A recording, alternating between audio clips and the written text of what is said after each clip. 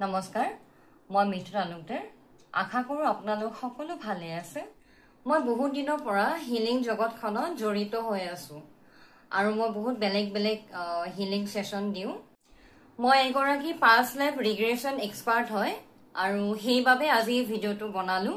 যে past life ৰিগ্ৰেশ্যন কি হয় আৰু সেশন ললে কি হ'ব পাষ্ট লাইফ ৰিগ্ৰেশ্যন হৈছে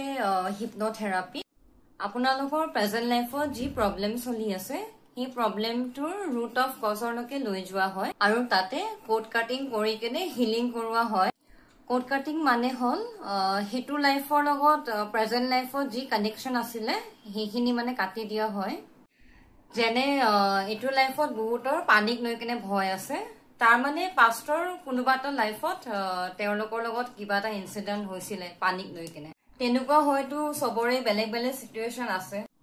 যাৰ কাৰো একো প্ৰবলেমে নাই তেওঁলোকও চাব পাৰে আৰু নিজক মানে জানিব পাৰে যে তেওঁলোক কোন আছিল সো আপোনালোকে পাষ্ট লাইফ ৰিগ্ৰেশ্যন সেশন লব বিচাৰিলে মোৰ লগত কন্টাক্ট কৰিব পাৰিব থ্যাংক ইউ